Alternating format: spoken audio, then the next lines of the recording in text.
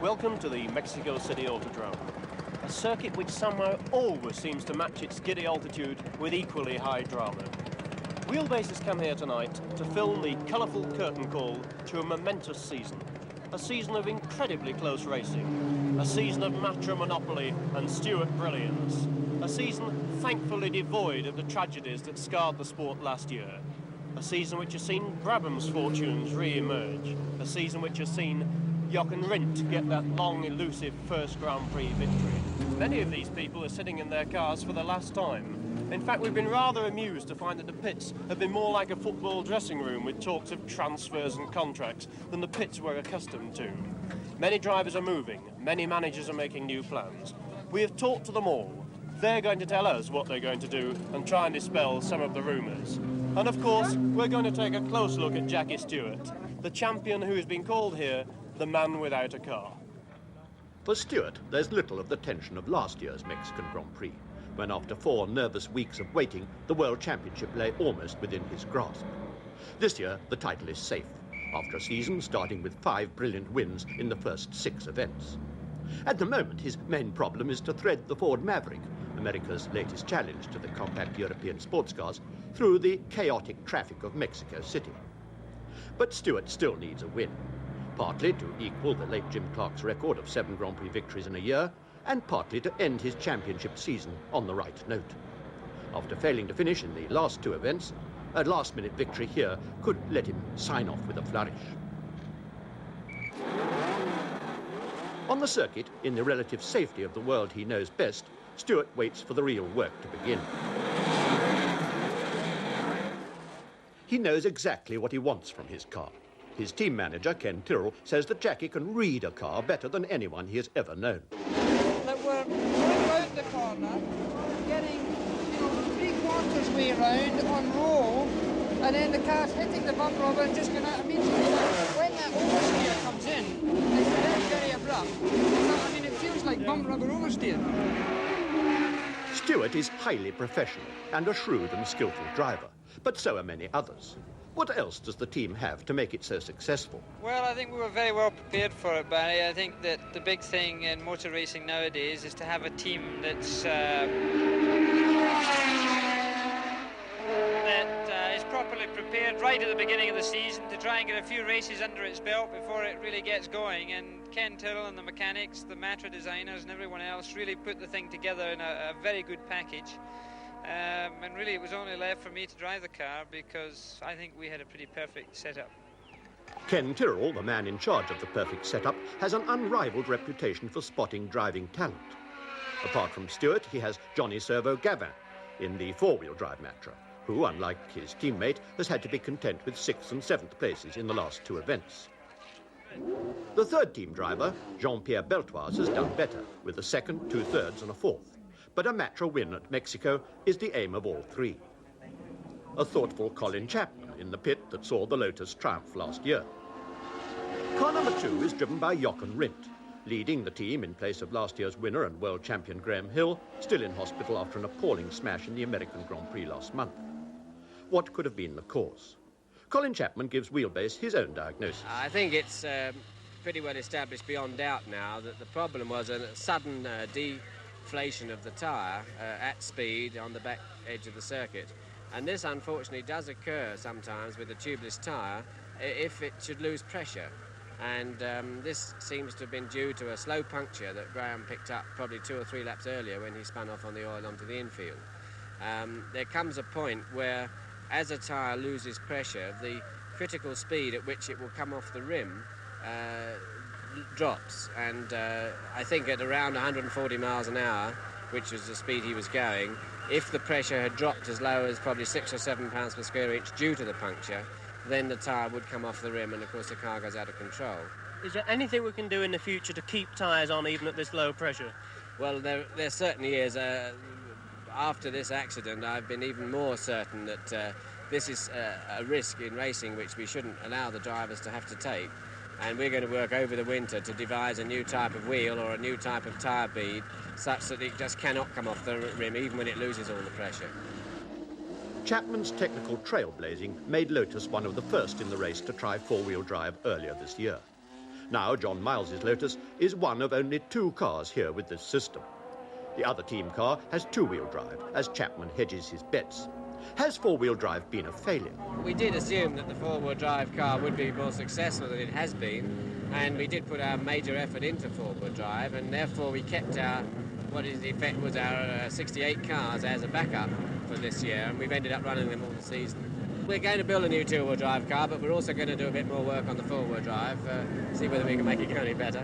So you've more confidence in it than some people are expressing here? I don't know that it's a question of confidence. I think it's a question that you've got to keep at it until you're quite sure that there's nothing more that you could try that might make it better, and I don't think we've worked through all the possibilities yet.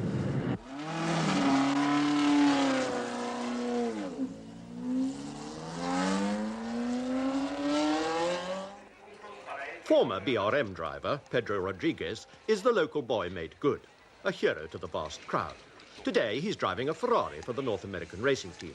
But next season, the Works Ferrari team will have a car of their own, with a flat 12 engine, an attraction powerful enough to whisk Jackie Ickx back into the fold after his year with Jack Brabham.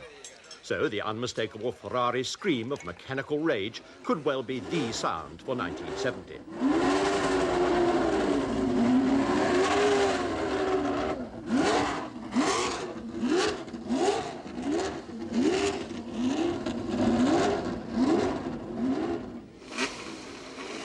The orange McLaren cars have had a mixed season. In Formula One, they haven't won a race like they did last year, though Bruce McLaren has only failed to finish in one race and is lying third in the championship. But in the Can-Am series, it has, of course, been a different story. They have absolutely monopolised the event, first and second in every race. And we've been unlucky, I think. We've had quite a few engine failures and so on when we've been in reasonably good positions. Dennis has been quite competitive in quite a few races. He's been on the front row of the grid.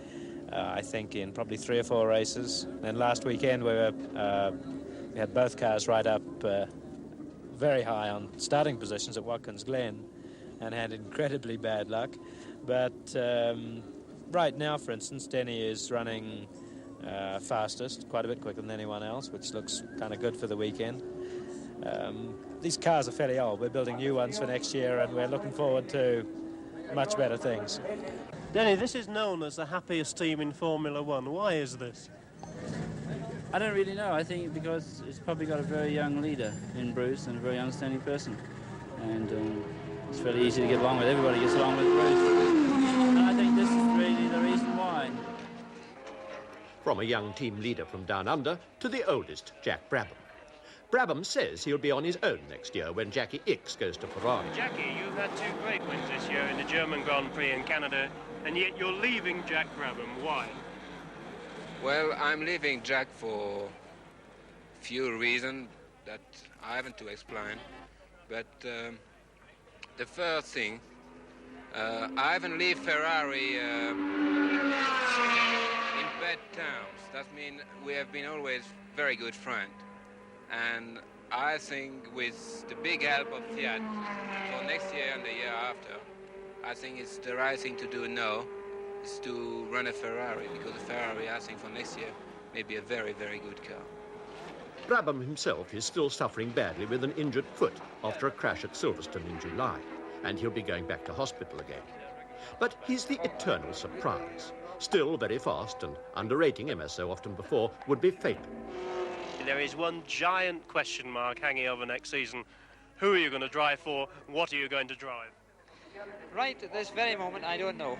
I have various opportunities or places I could go.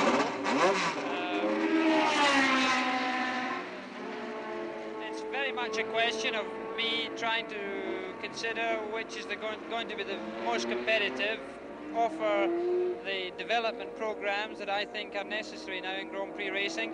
And I think I will certainly stay with Ken Tyrrell, who I consider to be the finest team manager in the world at this time. I think anything that he puts together is going to be competitive. You've given Matra their best ever season. Why are you leaving Matra? Well, I very much want to drive a Ford-engine car. In fact, I've insisted that my next year's motor racing is with a Ford behind me. Keith Duckworth and Mike Costin at Cosworth Engineering have produced an engine extraordinaire. I mean, it shouldn't be as good as it is, but it is. And at this time, unless you have a Ford, you're really not competitive.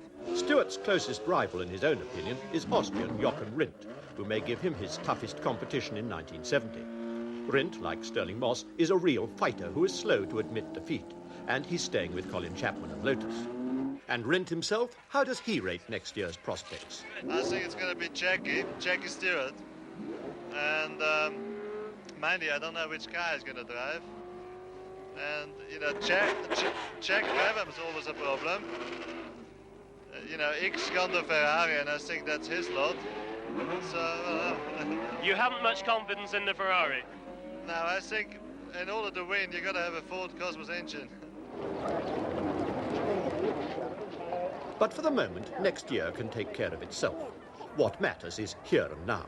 Against the background of a motorized Ascot, a lot of hard work under the hot Mexican sun.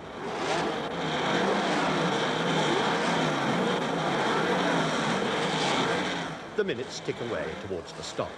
This is what has brought them all together, models and mechanics, drivers and devotees, on a hot Sunday afternoon in October.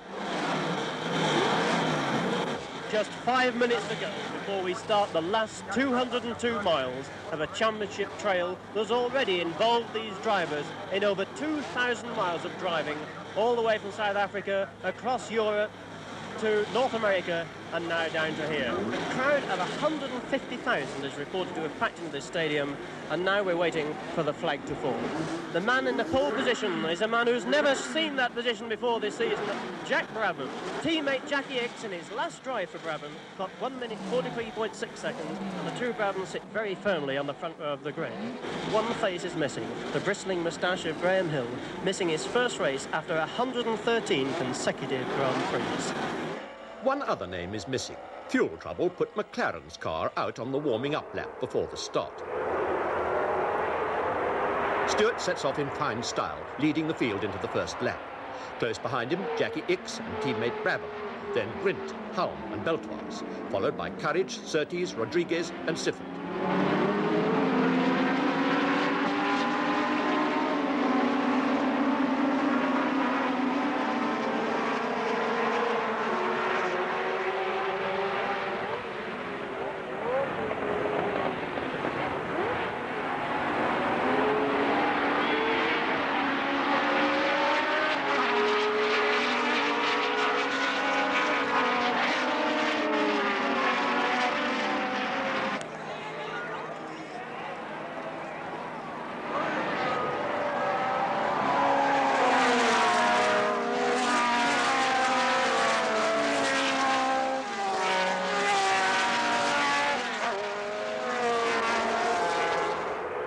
Past the grandstand and into the second lap. Stewart still in the lead, with X and Brabham hard on his heels, and Halm chasing Rindt for all his worth. Down the long 160-mile-an-hour straight into the fast tightening right-hander at the end.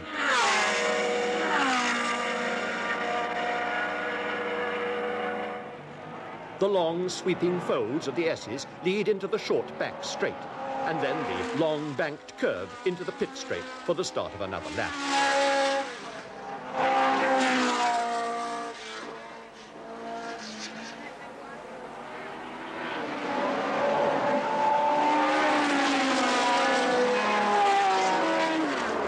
Two laps gone. Already John Miles's Lotus is in the pits with fuel trouble.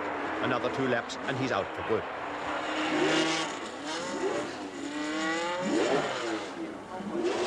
Canadian driver George Eaton brings in his BRM. Transmission trouble, an old BRM problem, puts him out on lap 7.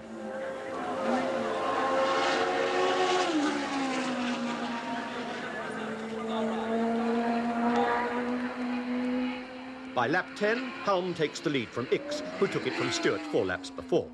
but Ix isn't going to let Halm have things all his own way. Further back, battling for third place, come Rindt and Stewart, with Brabham as the filling in the sandwich.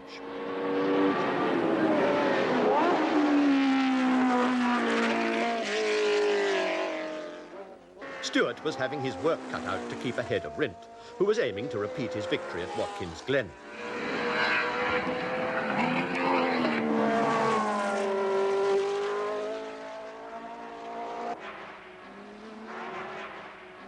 Further down the field, things had been going wrong. On lap 5, Piers Courage and Joe Sivert, after keeping close company for 2 laps, got tangled up at the hairpin.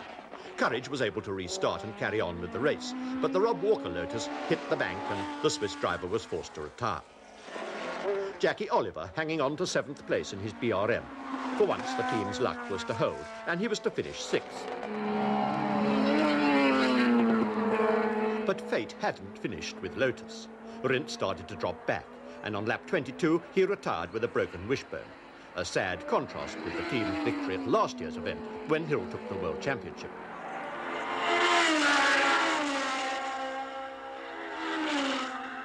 Still, Halm and Ix fight for the lead with half the race over. Barry Gill in the pits. That's the halfway story. Lap 32, halfway through the race. And Denny Holm is 6 seconds ahead of Jackie Ix in 2nd place and a full 18 seconds ahead of Jack Brabham, who's lying 3rd place. A lonely race with Stewart seemingly falling back. Then there's a tremendous gap before we get Beltoirs, and nobody else is on the same.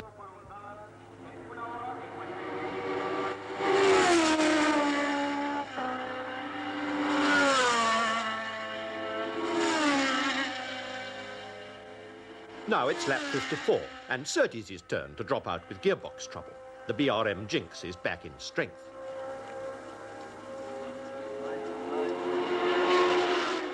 Sylvia Moser comes in for petrol, but a fuel leak puts him out 2 laps later.